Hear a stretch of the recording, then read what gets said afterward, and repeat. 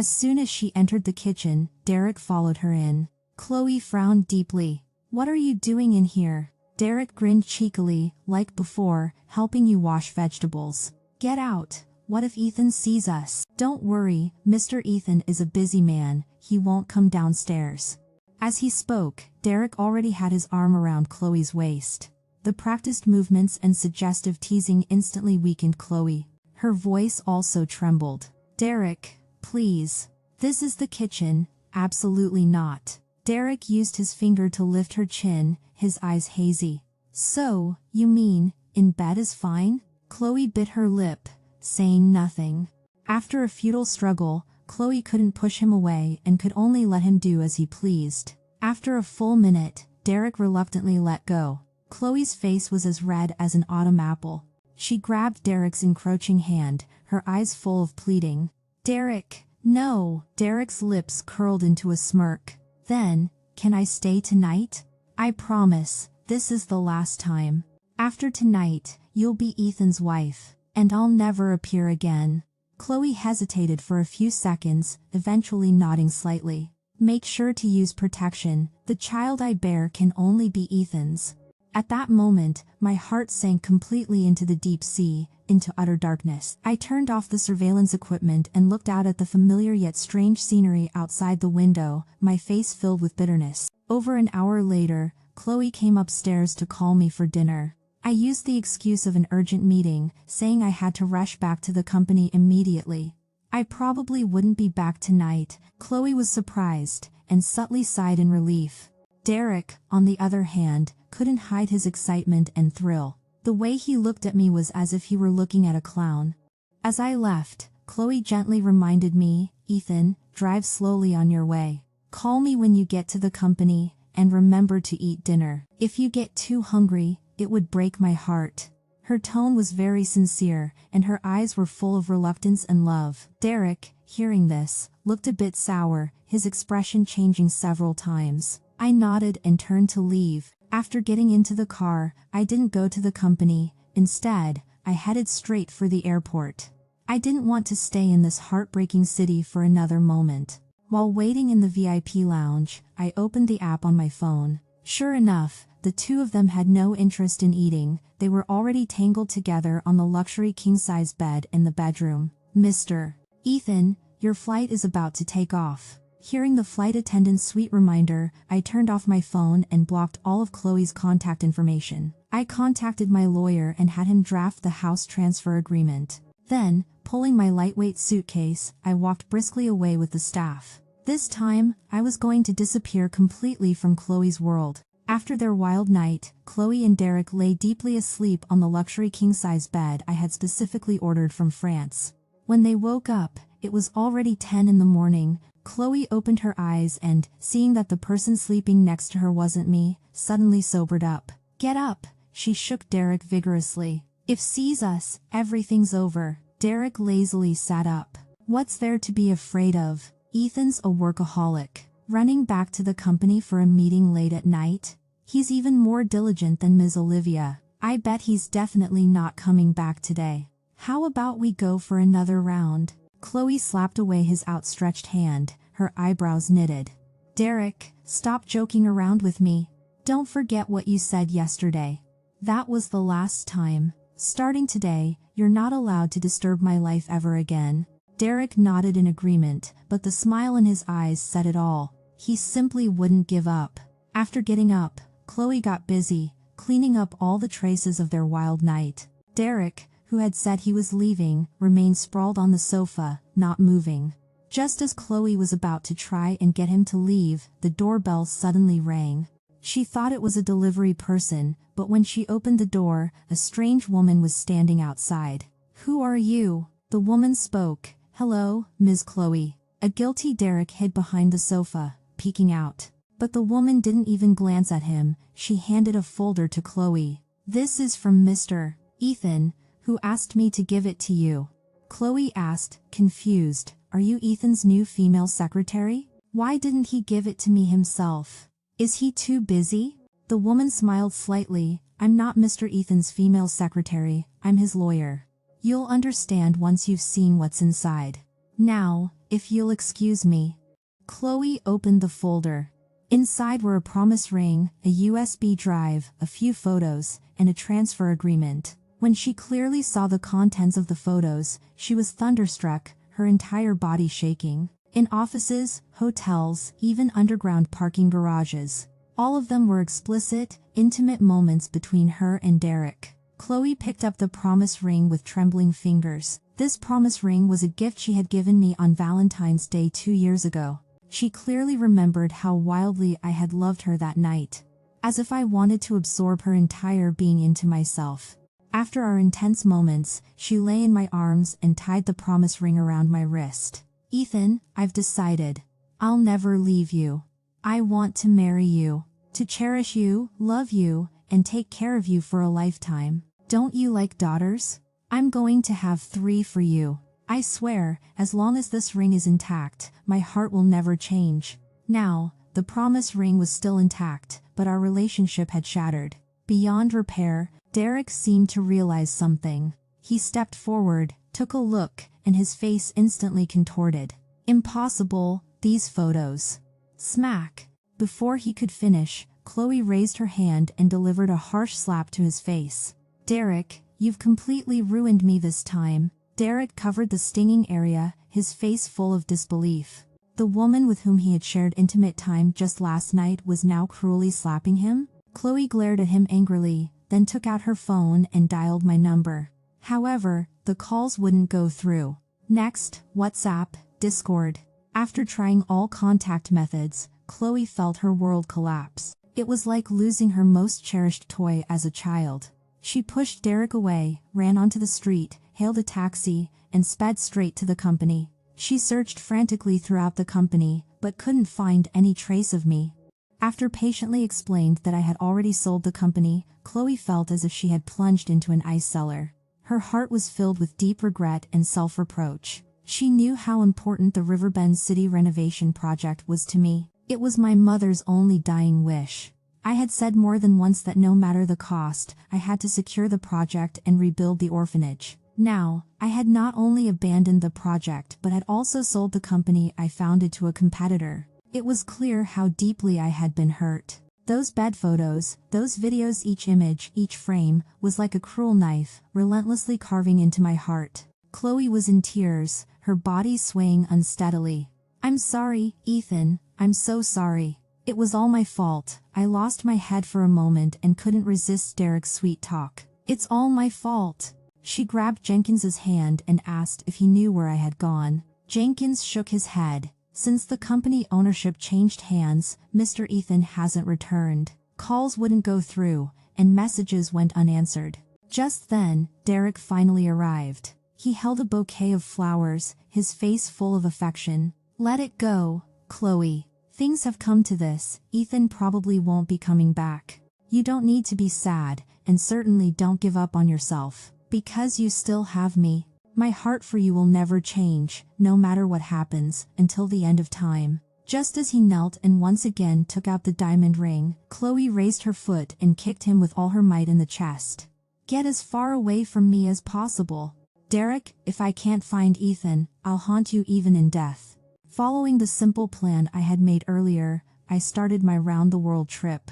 At each destination, I left all my worries behind and fully immersed myself in the culture and scenery of foreign lands. Within just a few days, I deeply regretted it. Regretted that I hadn't gone abroad sooner to see the world.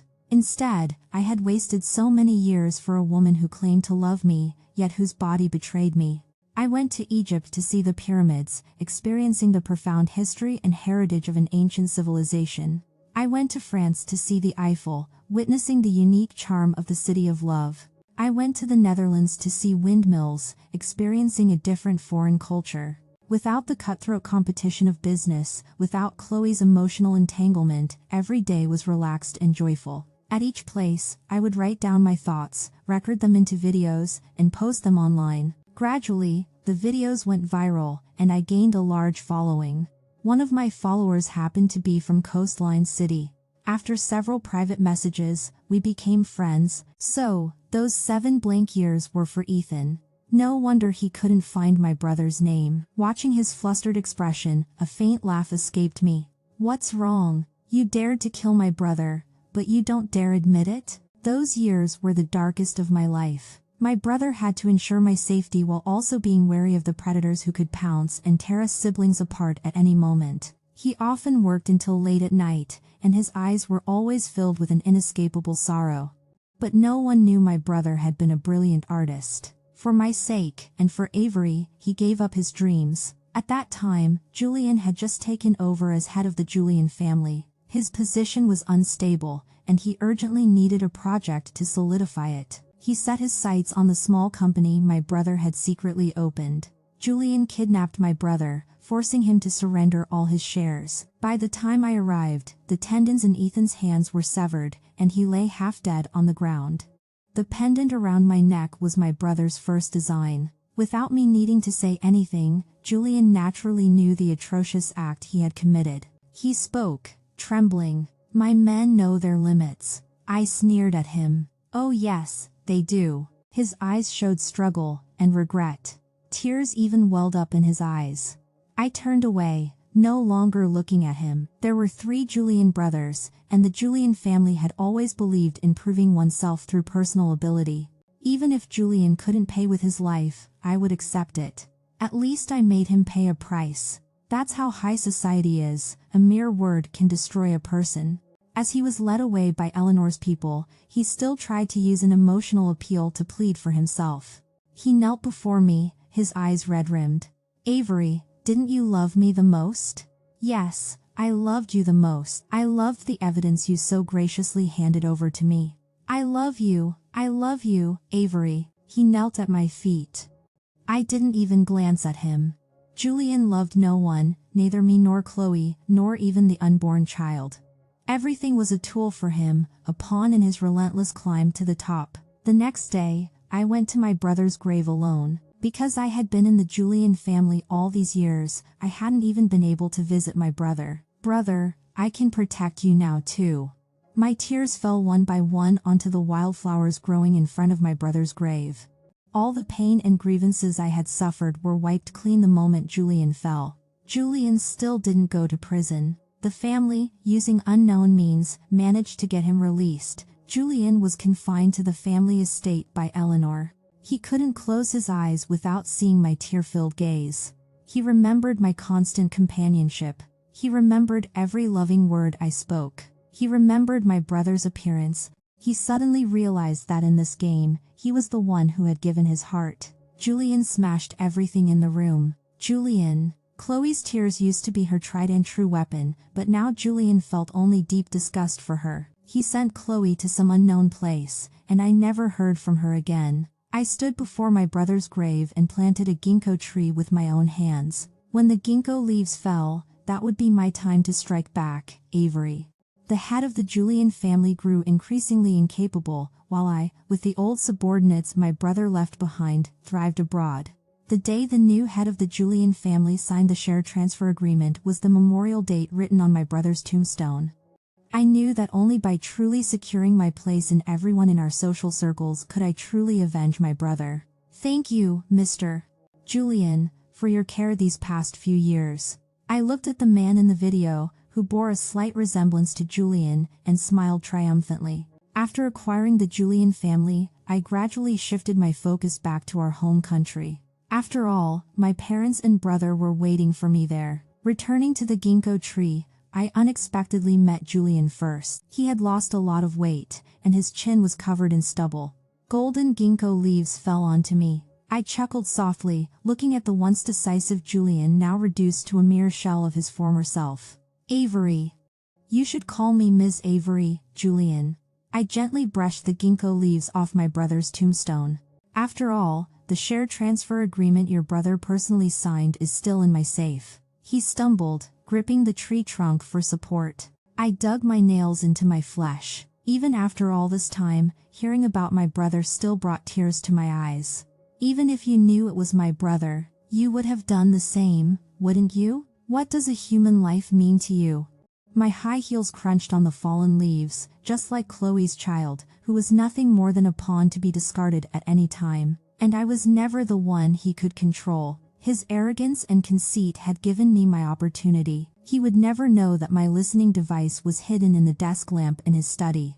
He would never know that every time he left his laptop in my room after working, I copied thousands of files from it. Julian frowned deeply.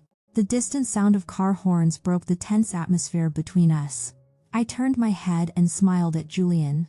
Guess why I know every detail of your accounts? Julian suddenly let out a low laugh. He tore open his shirt, revealing a tattoo on his collarbone. I saw it clearly. It was my name. Avery, then you guess. Julian strode forward, grabbing my hand and pressing it onto the tattoo. When you were kidnapped back then, how did my mother contact the kidnappers so quickly? I struggled to pull my hand away, but Julian suddenly cupped the back of my neck. In the howling autumn wind, he kissed my cold lips. As the taste of blood filled my mouth, I felt a Swiss knife in his pocket. Congratulations, Avery. He whispered, his lips still pressed against mine, and reached for the knife. As the ginkgo leaves fell, Julian plunged the blade into his chest. The knife blade reflected my crimson eyes. The image of my brother lying in a pool of blood overlapped with Julian. He coughed blood as he stumbled into my arms. Will you occasionally think of me this way? I tremblingly tried to cover his wound, but he clasped my wrist. Ambulance sirens sounded in the distance. Only then did I realize Julian's phone had been on a call the entire time. Eleanor's number flashed frantically on the screen. Julian's tears fell one by one into my palm. His blood-stained hand caressed the pendant around my neck. Avery, neither of us really won. The operating room lights stayed on all night. I curled up beside the assistant who had rushed over. Julian's sticky blood seemed to still linger on my fingertips. My phone screen suddenly lit up. An unknown number had sent a video. The scene showed the warehouse where I had been kidnapped. Julian sat in the monitoring room, and on the screen was me, half dead from torture. He absently rotated his wedding ring. Just half an hour more. Until arrives. The camera suddenly blurred. A familiar figure appeared in the corner of the warehouse. I know your brother didn't die back then. Eleanor's voice sounded behind me. But now it's time for both of you to shut up.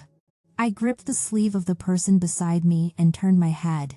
A yellowed old newspaper slipped from her bag. The headline screamed, "The behind the Avery's car, business hired." The accompanying photo was Julian's father. You've investigated for so many years, but you only ever found Julian. Eleanor smiled, elegantly cruel. Back then, your father refused to cooperate with us, but your mother shone brilliantly at the bidding conference.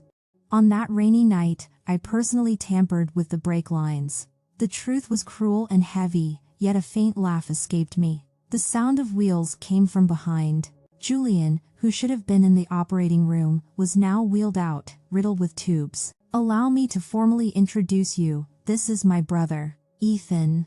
My brother stood beside me, taking off his mask. I had rescued my half-dead brother back then, expending countless efforts to pull him back from the brink of death. We exchanged our disappearance and my marriage for the cruel truth of that year. Thank you for teaching me that true revenge only comes when all the snakes come out of hiding. When rescued me from that warehouse, I even felt a pang of pity. Unfortunately, the truth came too quickly.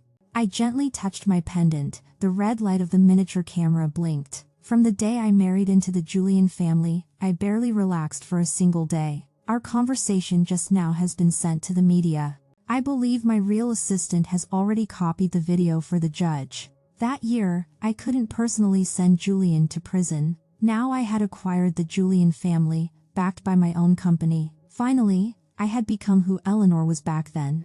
Eleanor's carefully controlled composure finally shattered. Police sirens grew louder, approaching. I walked towards the medical chamber. Julian had not yet woken from his coma. I traced the knife wound on his chest. This knife should have pierced here. My fingertips stopped at the location of his heart. But I want you to live to see the Julian family fall. The medical chamber glass reflected Julian's pale face. I could feel his faint heartbeat even through the protective suit. My brother draped a shawl over me, the warmth of his large hand reassuring. Eleanor escaped. As I turned to leave, the medical chamber suddenly emitted a shrill alarm. Julian's heart monitor spiked wildly. Waves of doctors rushed into the room. My cold expression was reflected on the room's glass. Eleanor fled all the way to the top floor. The roaring of a helicopter came from behind her. She looked at me, finally arrived, and laughed wildly.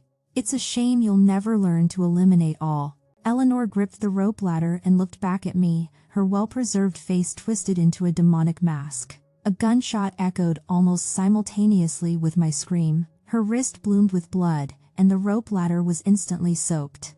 At the stairwell, Julian, who should have been in the ICU, held a smoking gun, and a large patch of blood seeped through the bandage on his chest. Mom, game over. Julian was barely standing, yet he stubbornly insisted on taking me to a secluded house outside the city. The scent of mold mingled with blood, assaulting my senses in the basement. The light from my phone shone over, revealing Chloe's swollen face, making me recoil a step. Help! Her ankles were bound by chains, and she was tortured beyond recognition. When and I appeared side by side, Chloe suddenly struggled wildly, the chains rattling shrilly. I finally saw the grotesque scar on her abdomen, a mark left by organ harvesting. You're insane. My brother pulled me into his embrace. Julian coughed up blood, laughing. I've been insane for a long time, ever since I learned you approached me because of Ethan. My brother led me out of the basement. The wind outside dispersed the smell of blood. Behind him was an unconscious Eleanor, and beside her, a safe filled with evidence. As police sirens converged on the mansion from 3 directions, Julian appeared behind us, holding a champagne glass. The bandage on his chest was completely soaked in blood, but he smiled and raised his glass to me. Why wasn't I invited to the victory celebration? You lost. I gripped Ethan's hand. Yes. Julian leaned against the doorframe, humming the wedding march. As the SWAT team rushed out of their vehicles, a wedding ring traced a silver arc across the night sky. My brother covered my eyes, but warm liquid still splattered onto my face. It rained heavily on the day of the court hearing. Eleanor suffered an epileptic seizure on the defendant's bench, and the diagnosis report showed she had been diagnosed with Alzheimer's 3 years prior. When the judge declared a recess, a figure wearing a bucket hat flashed past in the last row of the public gallery. Late at night, when Ethan found me in the study, I was staring blankly at the safe. The dashcam footage of my parents' car accident lay at the bottom of the box. The last frame showed Eleanor cutting the brake lines. Julian is at the docks. My brother placed a gun on the table. The police will be here in 20 minutes. In the salty sea breeze, Julian was moving fuel drums onto the yacht. Seeing me, he smiled and lit the lighter. Don't you think we're like Romeo and Juliet? It's a shame I'm here to kill you. I raised the gun. Then aim here. He pointed to his heart, smiling at me. Amidst the sound of the waves, I heard him murmur, "Actually, the first time I saw you, I recognized Ethan's pendant." As police sirens cut through the night sky, firelight reflected the madness of his love in his eyes. On this chessboard, we had all become trapped beasts, prisoners of our hatred. In early spring, the former Avery building once again bore a gilded plaque. My brother had finally realized his dreams, and I would protect our business empire for him. The ginkgo specimen in the display cabinet retained its golden veins. The corporation case has its final trial today. Ethan placed a warm ginger brew in my hand. Want to go? I shook my head. Ever since I handed the evidence to the court, those dark, nightmarish memories had been sealed away with the court documents. My phone vibrated. It was a message from the police. Julian is willing to testify. I saw Julian again in late autumn at a rehabilitation center. Thick stacks of confession papers were piled beside his wheelchair. The man, ravaged by pain, was terribly emaciated. The wind swept fallen ginkgo leaves across the ground. I placed the invitation to my brother's art gallery, which belonged only to him, on the stone table. At the art gallery's opening ceremony, my brother's rebirth series created a sensation. As the media swarmed, I, like a child, pulled Ethan to hide through the hidden exit in the gallery. My brother affectionately ruffled my hair, just like he used to when we were little. Mom and Dad will see it too, right? I looked at the crowd beneath the flashing lights, tears falling one by one onto my brother's hand. They will. My brother gripped my hand and led me out. Avery, our spring has finally arrived.